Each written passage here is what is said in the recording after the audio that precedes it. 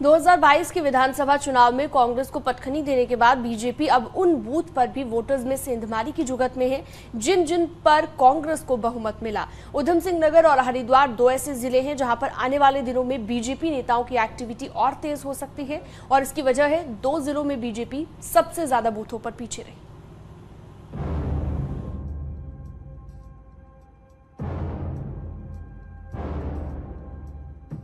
2022 की शुरुआत में हुए विधानसभा चुनाव में बीजेपी बहुमत तो पा गई, लेकिन दो सबसे बड़े जिलों उधम सिंह नगर और हरिद्वार में मिली करारी हार की कसक बनी हुई है।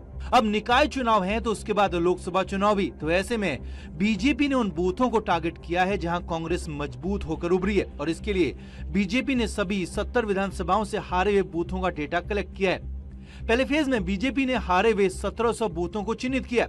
इनमें सांसदों को 100 बूथों की जिम्मेदारी दी गई है तो विधायकों और मंत्रियों को 25। अगर आप अपने बच्चों को पैसे का पाठ नहीं सिखाएंगे तो पैसा कमाने के बाद में हो सकता है वो आपको ही बेच दें। सावधान, फ्रीडम ऐप को डाउनलोड करें, बच्चों को पैसे का पाठ कैसे पढ़ाना है सीखिए। 20 से 30 हारे हुए बूथों की जिम्मेदारी सौंपी गई जिनमें उनको काम करना होगा।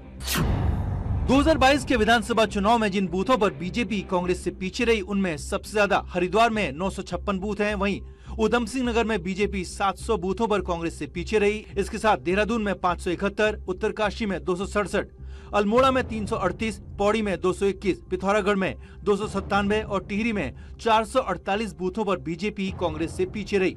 जो लोकसभा के कमजोर बूथ हैं और विधानसभा के कमजोर बूथ हैं, उन बूथों पर अपने माननीय सांसद जी को 100 बूथ और अपने विधायकों को 30 बूथ का काम दे रखा है कि उन बूथों पर जो बूथ कमजोर बूथ हैं उन पर जाकर उसकी समीक्षा करें और उस बूथ पर क्या कारण है कि वो बूथ हमारे कमजोर हैं। हारे हुए इन बूथों पर बीजेपी कई नजरिए से काम कर रही है।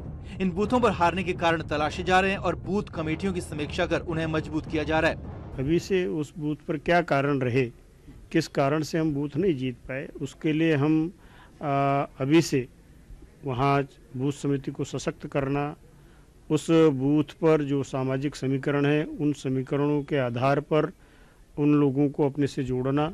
यानी चुनाव भले ही दूर हों लेकिन कांग्रेस के रहे से दुर्ग में भी सेंधमारी की बीजेपी ने पूरी योजना तैयार कर ली है, जिससे निपटना उत्तराखंड कांग्रेस ही नहीं दूसरे विपक्षी दलों के लिए भी फिलहाल आसान नहीं होगा। न्यूज़ 18 के लिए देहरादून से सुनील नवप्रभात की रिपोर्ट।